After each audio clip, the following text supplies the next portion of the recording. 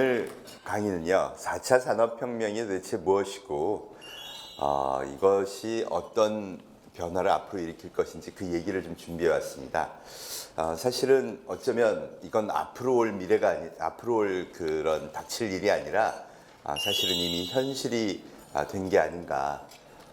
그래서 제목은 4차 산업혁명 이미 시작된 미래 이렇게 잡아봤습니다. 사실 4차 산업혁명에 관한 이야기는 정말 뜨겁습니다. 대한민국 국민 모두가 다 관심을 깊게 가지고 있고요. 전 세계에서도 우리나라가 아마 그 열기가 가장 뜨거운 나라가 아닐까 이렇게 생각이 됩니다. 근데 사실 놀랍게도요. 아직 4차 산업혁명이 무엇이다라고 정의된 바는 없고요. 학계에서도 논란이 그저 일고 있을 뿐입니다. 아직 정의도 안 됐는데 왜 그렇게 관심이 많을까? 그건 실제로 시장에서 혁명이 일어나는 거 아닐까? 이걸 피부로 느끼고 있기 때문이라고 보여집니다. 대한민국에서 가장 안정된 직장이라고 불리우던 은행, 대형 유통사, 방송국 전부 굉장히 크게 근본적으로 흔들리고 있죠. 사실은 우리만 그런 것이 아니라 보다 선진국이라고 하는 미국 그리고 서유럽에서도 엄청난 위기를 이미 겪고 있습니다. 은행 사실 앞으로 10년 내에 50% 없어지지 않을까. 심지어 오바마한테 보고된 미래사회 리포트에는 2027년이면 마지막 은행이 문을 닫는다라고까지 적혀 있습니다. 또 방송도요. 미국의 소비자들이 벌써 50% 이상 유선 TV를 전부 끊고 넷플릭스 같은 VOD 서비스에 이미 진입을 했고요. 또 유통, 앞으로 온라인 유통이 전 세계를 지배할 가능성 매우 높아 보입니다. 지금까지 우리 현대사회는 아주 튼튼하게 잘 구성되어 있다는 사회적 생태계, 소비 생태계를 갖고 있었고 거기 편입되면 참 안정적으로 살 수 있었다고 느껴왔는데 이 전제가 지금 다 깨지고 있는 것이죠. 그래서 실제 사회에서 우리가 경제생활을 하면서 이거 혁명이 시작된 거 아닐까 싶어서 4차 산업혁명에 대한 관심이 높아지고 있다는 겁니다. 근데 들어가 보면 전부 인공지능, 로봇, 3D 아직 오지 않은 기술에 대해서 얘기를 하고 있죠. 제가 오늘 준비한 이야기는 왜 시장에 혁명이 왔느냐 그 이야기입니다. 사실 저는 이 이야기를 인류의 변화로부터 풀어봤습니다. 인류가 생각을 만드는 데에는 정해진 법칙이 있습니다. 뇌를 가진 인류의 한계라고도 할 수 있죠. 반드시 정보를 보고 그걸 복제해서 자기 생각을 만든다고 알려져 있습니다. 리차드 도킨슨과 같은 유명한 생물학자들이 오래전부터 뇌를 이용해서 생각을 만드는 방식을 정리를 잘 했고요. 그래서 정보를 보고 복제해서 생각을 만든다. 이것이 인류가 생각을 만드는 유일한 방법인데요. 이 정보를 보는 체계가 과거와는 완전히 달라져서 개인이 전혀 다른 생각을 갖고 그것으로 인해서 전혀 다른 행동을 보이는 시대로 접어들었다는 겁니다. 그 저변에는 바로 스마트폰이 바로 자리 잡고 있죠. 실제로 은행이 어려워지고 유통이 어려워지고 방송이 어려워지는 이유는 이 인류가 스마트폰을 든 이후 소비 행동을 바꿨기 때문입니다.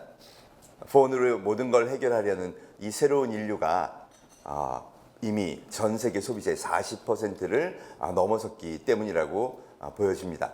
그럼 왜 달라졌을까? 인류가 심리적으로 소비 심리가 바뀌었고 그로 인해서 소비 행동이 바뀐 건 명백한데요. 도대체 이 스마트폰이 등장함으로써 인류의 뇌에 그들의 생각에 어떤 영향을 미쳤는지 좀 깊이 들어가 봤습니다. 스마트폰이 탄생한 건 2007년입니다. 그러니까 이제 막 10년이 지났고요. 보다 대중화된 스마트폰 안드로이드 폰은 2010년에 출시가 됐습니다. 그 이전까지는 인류의 정보 전달 체계는 대부분 대중매체가 그 역할을 하고 있었죠. 그래서 아침마다, 저녁마다 신문, TV, 라디오 등이 가장 이 사회에 필요한 뉴스다라는 걸 정해서 배포하던 시절이었습니다. 2007년 통계청 결과를 보니까 그 당시 대한민국 신문 구독률이 무려 73%였습니다. 따라서 신문사에서 이게 대한민국이 가장 중요한 뉴스야 라고 정한 다음 매일 아침 퍼뜨리면 대한민국 국민 70%는 그걸 열어보는 순간 복제하고 그래서 유사 생각을 매일같이 리프레시하면서 공유해 왔던 것이죠. 이게 사회 정보 전달 체계, 그걸 통해서 사회의 심리를 결정하는 기본 구성 요소였던 겁니다. 근데 스마트폰이 등장하면서 그게 급격하게 변해버렸습니다. 이제 더 이상 종이로 된 신문을 보지 않는 시대가 되어버렸고요. 대한민국 신문 구독률도 34%까지 추락했습니다. 특히 젊은 세대들은 거의 신문을 보지 않는다 해도 과언이 아닌 그런 시대가 되어버렸죠. 또 하나는 그 내용을 자기가 보는 방식입니다. 뇌에 어떤 것을 담느냐에 따라 사람들의 생각이 달라지는데요. 과거에는 유사 생각을 매일같이 똑같이 공통적으로 복사해 왔다면 지금은 아침마다 자기가 관심 있는 영역만 끊임없이 추구해서 개인적으로 보고 있다는 겁니다. 이렇게 되니까 사회적 관심사가 아니라 이제 대한민국에서 가장 중요한 뉴스는 자기 스스로의 의지에 따라 관심사에 따라 정하고 그걸 계속 보고 있죠. 더군다나 그 정보를 보는 양은 데이터 통신량만 분석해봐도 10년 전 대비 무려 100배가 늘었습니다. 100배의 정보를 과거 10년 전보다 더 보는 인류. 더 이상은 누가 컨트롤할 수 있는 그런 정보를 보는 게 아니라 자기의 관심사에만 집중해서 보기 시작한 인류. 그래서 머릿속에 전혀 다른 과거 10년 전과는 정말 다른 내용을 심어가기 시작한 인류. 이 인류를 포노 사피엔스라고 부릅니다. 라틴어로 스마트폰을 포노라고 표현해서요. 새로운 인류라고 이야기하는 것이죠. 이미 2015년 영국의 유명 주간지 이코노미스트에서 보시는 것처럼 특집 기사를 냈고요. 그 특집 기사의 내용에 포노 사피엔스의 시대가 새로 도래했다 이런 내용이 있습니다. 도대체 이 포노 사피엔스가 무엇이 다를까요? 사실 혁명의 근원은 이겁니다. 우리는 그동안 현대사회를 적어도 사회 구성원 70%는 유사 생각을 매일 복제한다라는 대전제하에 그렇게 구성해 왔습니다. 근데 그 기본 요소인 인류가 전혀 다른 생각을 갖기 시작했고 그거에 따라 전혀 다른 행동을 보이기 시작했습니다. 이로 인해서 지난 30년간 우리가 구축했던 사회 생태계 전반이 다 근본부터 흔들리게 된 것이죠. 이게 혁명의 본질이라고 할 수 있습니다. 그럼 그 달라진 인류가 도대체 얼마나 무엇이 다르길래 이 사회 근간을 흔드는지 살펴볼 필요가 있습니다. 포노 사피엔스라고 불리우는 이 신인류, 이 새로운 문명을 주도하는 세대를 사회학자들은 밀레니얼 세대라고 부릅니다.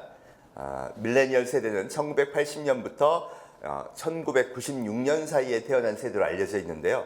이 세대들이 공통된 특징이 있습니다. 우선 유소년 시절부터 인터넷과 컴퓨터, 특히 인터넷 게임에 굉장히 많은 시간을 보낸 세대입니다. 그래서 본능적으로 무엇을 알고 있느냐? 컴퓨터의 확장성, 기능성, 인터넷을 통한 다양한 경험들을 어려서부터 갖고 있죠. 특히 게임을 즐겼는데요. 이 게임을 통해서 이들이 확보한 경험은 바로 가상세계에 존재하는 자기의 아이덴티티, 정체성을 갖게 되었다는 겁니다. 이 놀라운 경험을 어려서부터 축적을 해왔죠. 사실 그런 세대한테 스마트폰이 손에 쥐어졌습니다. 사실 스마트폰이 초기에 확산될 때 대부분 다 게임기라고 불렀습니다. 게임기, 이 게임, 매력적인 요소를 가진 이 게임기가 전체적으로 이제 시장에 퍼지기 시작했고요. 그와 동시에 엄청나게 많은 젊은 층들, 이 밀레니얼 세대가 게임을 시작합니다. 사실 기성세대한테는요, 게임이 익숙하지 않습니다. 인터넷 게임은 유소년 시절에 경험해 본 적도 없고요. 인터넷과 컴퓨터는 우리 업무에 필요한 도구였죠. 그러니 스마트폰이 나와서 게임이 퍼질 때 우리는 게임을 즐긴 것이 아니라 그 새로운 세대가 마약과 같은 게임에 빠져 있는 걸 우려하고 걱정했습니다. 그리고 다양한 규제를 통해 그것을 못하도록 근절하려고 특히 대한민국 사회가 거기에 집중했었죠.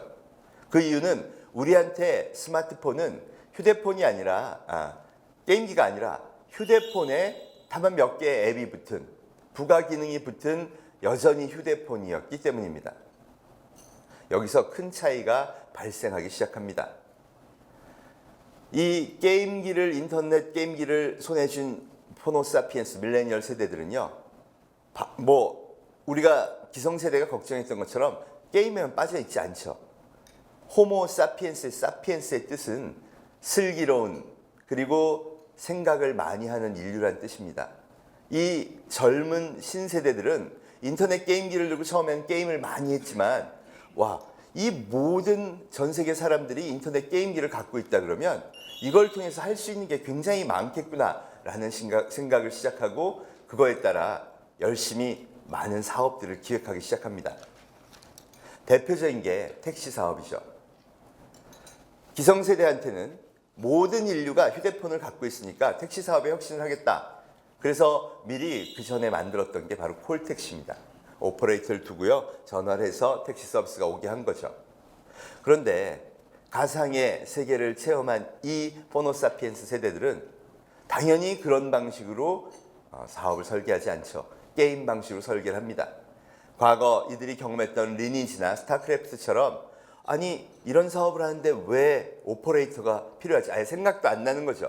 서버를 하나 두고요. 수십만의 고객이 몰려들어서 거기서 서로 만나고 서로 필요한 건 페이하고 대결도 하던 것처럼 나 여기 힐튼 호텔에서 시청까지 택시로 갈래 라고 데이터를 올리면 그건 내가 데려다 줄 수 있어 한 사람을 매치시키고 그 사이에서 서로 페이하게 하는 방식으로 게임과 동일한 방식으로 비즈니스를 설계한 겁니다. 그래서 만들어진 게 바로 2009년 설립한 우버입니다. 대한민국은 여전히 그것은 서비스의 본질의 개선은 아니다. 그냥 택시가 오는 거 아니냐. 단지 전화를 거는 것 대신 폰으로 부르는 것 외에는 특별한 차이가 없다. 그래서 아직도 법적으로 허용하고 있지 않죠. 그런데 팩트만 들여다볼까요? 2009년이 설립된 회사는 9년 만에 지금 현재 기업 가치 73조에 달합니다. 똑같은 방식으로 이 포노사피엔스 세대는 호텔업을 하자. 야, 개인이 갖고 있는 방을 전부 서버에 올려. 그럼 게임에서 아이템 찾듯이 다 뒤져서 검색해서 그 아이템을 찾아서 난 페이하고 일로 올 거야. 가상세계와 현실세계를 혼합하는 비즈니스 모델을 만드는 것이죠. 이게 바로 에어비앤비입니다. 지금 에어비앤비의 가치는 36조에 달하죠. 우리의 문명의 시각으로 보면 서비스의 본질의 차이도 없고요. 그냥 스마트폰을 든 거 하나만으로 그렇게 되는 것이 큰 가치의 창출이 아니라고 생각할 만했습니다. 그런데 자본은 전혀 다르게 본 것이죠. 지금은 엄청난 자본들이 이 포노사피엔스의 라이프 스타일 그리고 그들이 원하는 새로운 비즈니스 모델들을 적극 신문명으로 새로운 비즈니스 모델로 환영하고 엄청난 투자가 이루어지게 됐다는 겁니다. 이걸 만든 장보인들이 누구냐? 바로 포노사피엔스 자신입니다. 비즈니스 모델을 스스로 만들고 그들이 선택해서 확산하면서 신문명을 창조해 가고 있는 것이죠. 이들은 엄청난 변화를 통해 이미 에너지를 축적했습니다. 우리는 사회 문명적으로 기성세대의 중심으로 세계관을 봅니다. 그래서 여전히 이런 시각을 갖고 있죠. 스마트폰 때문에 애들 다 버렸어.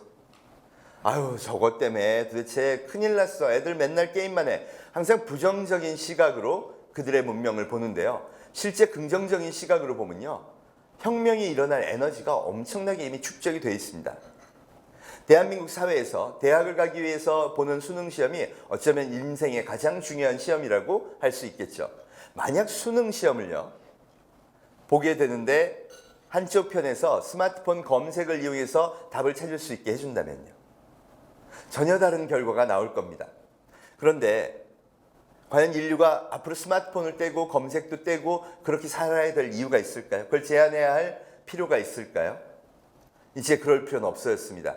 그러니 이제 30억의 스마트폰을 쓰는 인류는 스마트폰이라는 이 디지털 커넥터를 통해 적어도 지구상에 존재하는 거의 모든 지식을 검색하고 인지할 수 있는 능력을 갖추게 된 겁니다.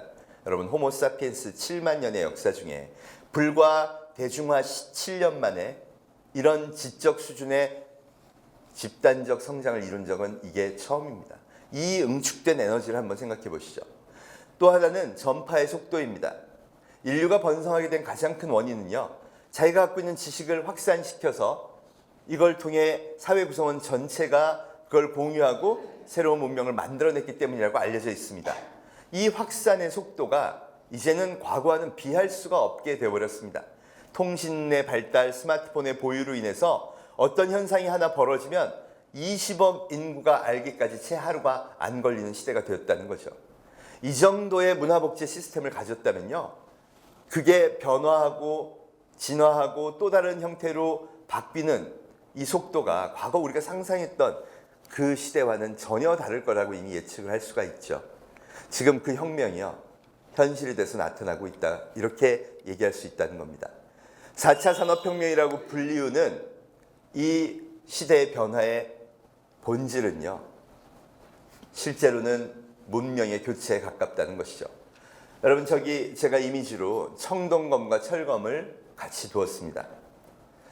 청동기 철기 문명이 바뀔 때 우리는 연대표만 그저 외울 뿐인데요, 실제 저 시대에 살았던 사람들한테는 엄청난 충격이었습니다. 신문명이 구문명을 싹쓸이했던 거죠. 우리는 불과 100년 전 똑같은 경험을 했습니다. 국가를 잃어버리고 어려운 일을 겪었던 것도 바로 다 문명의 교체기에 일어났던 일이죠. 만약 이게 이 디지털 문명, 호모사피엔스의 신문명이 지금 기존의 문명을 쓸어버리고 있다면요, 4차 산업혁명을 이런 시각에서 봐야 하지 않을까 하는 게 저의 생각입니다. 정말 인류가 바뀌었을까? 저는 통신산업의 변화에서 그 해답을 좀 찾았습니다. 2008년까지 휴대폰 세계시장 40%를 점유하며 1위였던 회사가 노키아입니다. 모토로라가 3위, 대한민국 삼성전자가 2위를 차지하고 있었는데요. 이 기업들 중 노키아, 모토로라가 급격하게 멸망을 했습니다. 그 원인을 많은 분들이 우리 전통적 사고대로 기술의 혁신에 실패했다고 얘기하는데요. 제가 찾은 결과에 따르면 그게 아니라 인류의 급격한 변화가 이들의 몰락을 가져왔습니다. 구글 트렌드라는 사이트에 가면 구글을 통해서 각 기업들 이름을 검색하면 이름을 몇 번씩 검색했는지 그 통계 데이터를 비교해주는 서비스를 제공합니다. 기업의 인기도 그 당시의 브랜드 파워를 볼 수 있는 자료죠. 2004년도 맨 왼쪽 축의 데이터를 보시면요, 그 당시 소니의 검색 빈도가 무려 삼성의 3배, 노키아보다도 높았습니다. 저게 그 당시 소니의 위상이라고 할 수 있습니다. 전 세계 사람들은 IT 제품 사야지 그러면 넘버원 브랜드인 소니를 늘 검색했고요.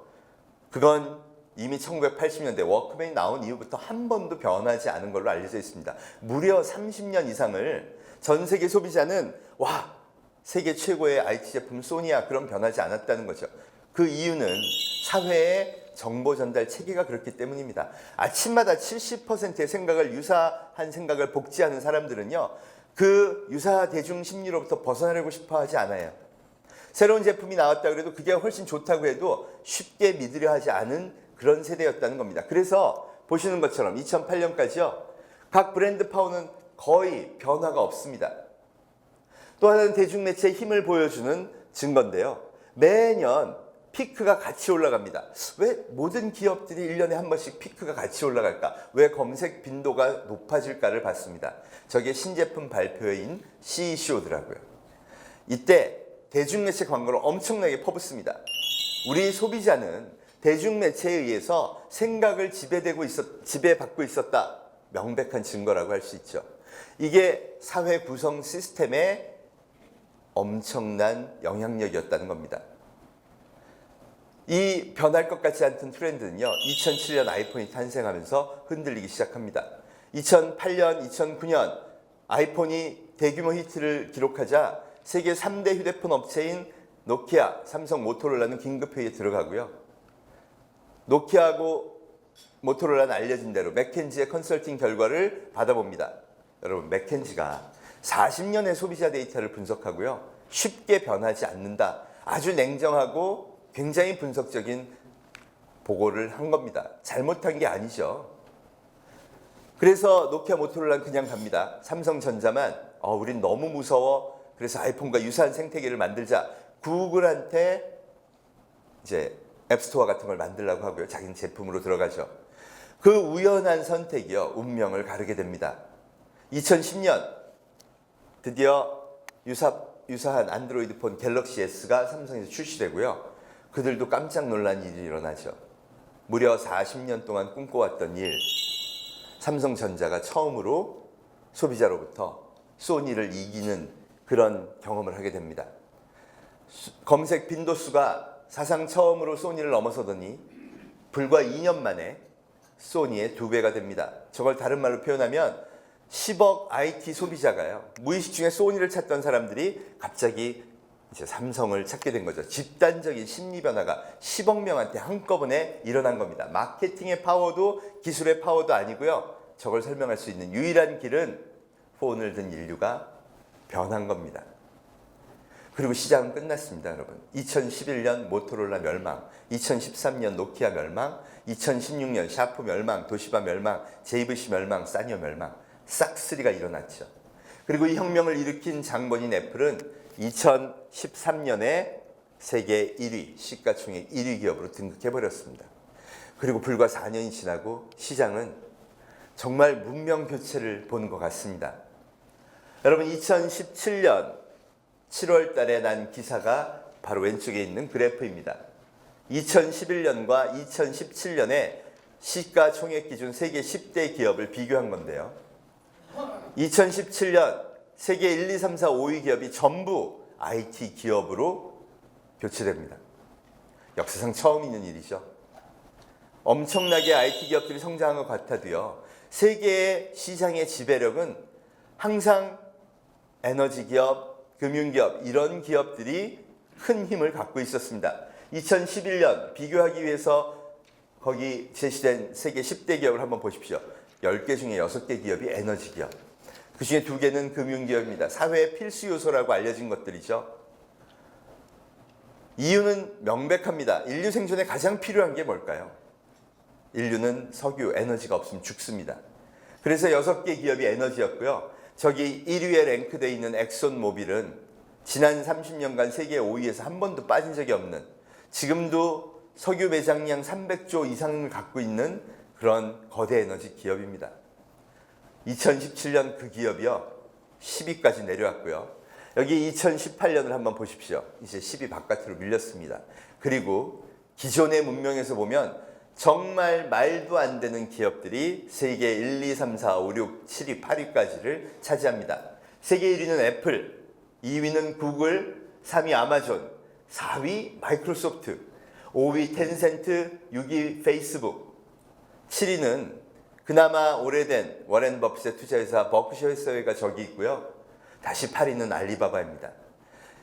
7위를 제외하고 소비자와 관련된 기업으로 보자면 1, 2, 3, 4, 5, 6, 7위가 전부 다 스마트폰을 들고 새로운 포노사피엔스의 생태계 진입에 따라 그들의 성장에 따라 급격하게 성장한 IT 기업이라고 볼 수 있습니다.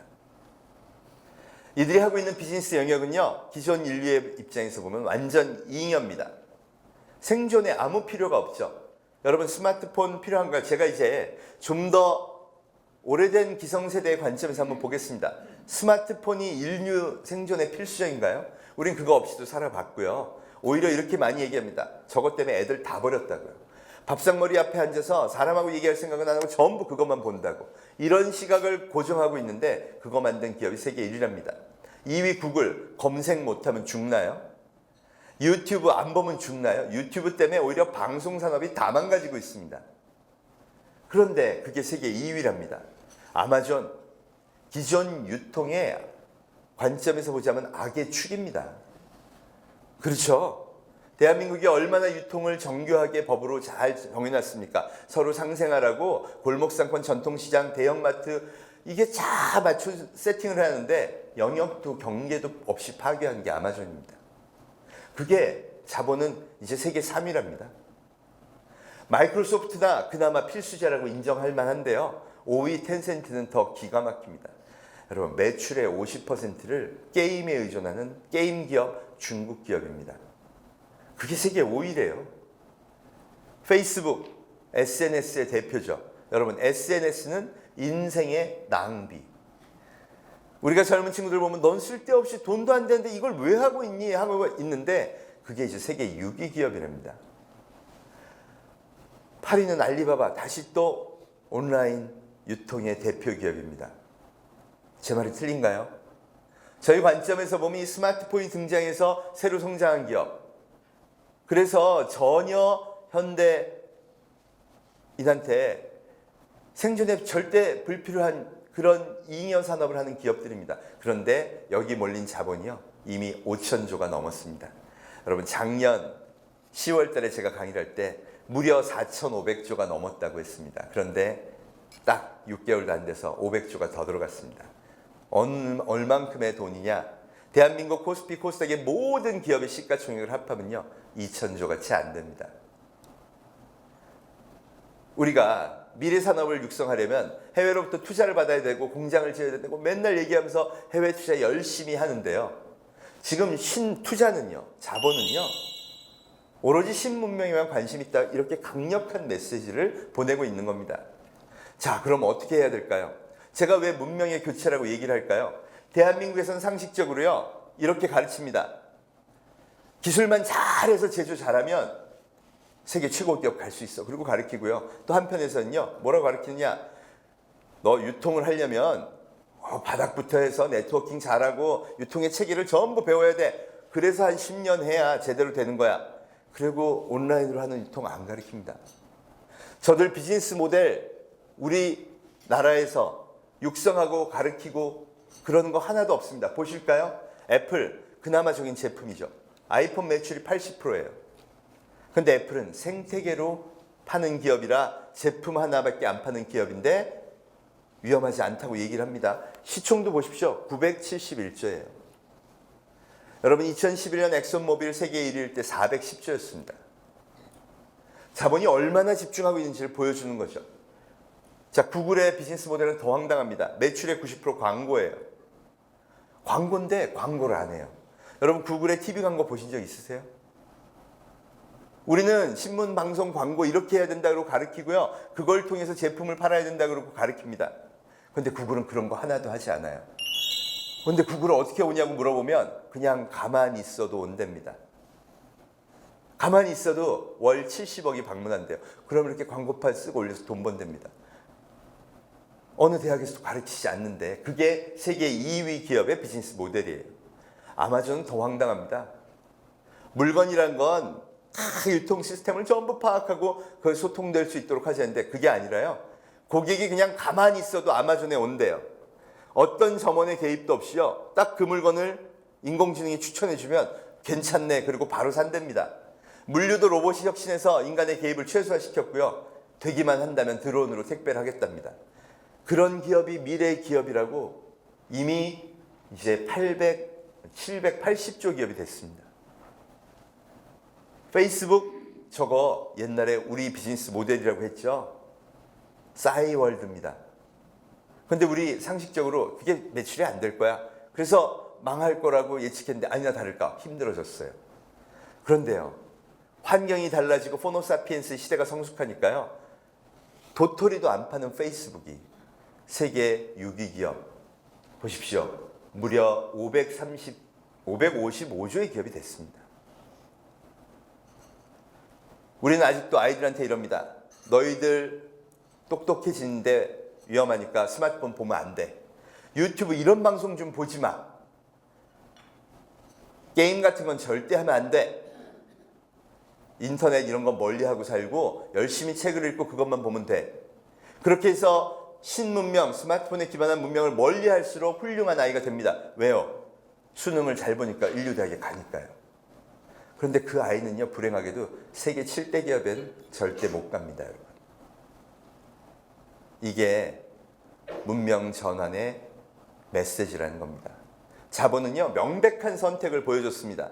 새로운 문명, 포노사피엔스의 시대에 준비하라는 것이죠. 이미 미국의 유수 대학들은 이 기업들과 함께 새로운 비즈니스 프로그램을 만듭니다. 어떻게 하면 이 디지털 커넥터를 든 사람들이 자기 자신한테 광고하지 않아도 찾아오게 만들 것이냐. 그 전략은 무엇이냐. 새로운 사람들의 미디어 소비 패턴은, 새로운 사람들이 어떻게 해서 구매를 하는지 그 패턴은, 어떻게 하면 전혀 다른 이 시장의 생태계에서 모든 걸 바꿀 수 있는 힘을 얻을 수 있지. 이런 걸 교육합니다. 그게 신문명의 상징이 되었죠. 여러분, 5천조의 자본이 모이면 저 자본은 어떤 힘을 발휘할까요? 유통을 바꿨고요. 사람들이 사는 방식을 바꿨습니다. 방송 산업을 바꿨습니다. 그럼 당연히 제조를 바꾸기 위해서, 다른 모든 비즈니스를 바꾸기 위해서 그 자본이 투자될 거예요. 그럼 기존의 시스템은요, 여러분 깨집니다. 파괴적 혁신, 구문명이 신문명한테 싹쓸이 된 현상은 이미 시장에서 돌이킬 수 없는 팩트가 돼버렸다는 겁니다. 제가 4년 전부터 이 이야기를 시작했는데요. 아직 틀리지 않았고요. 보시는 것처럼 더 무섭게 진전하고 있습니다.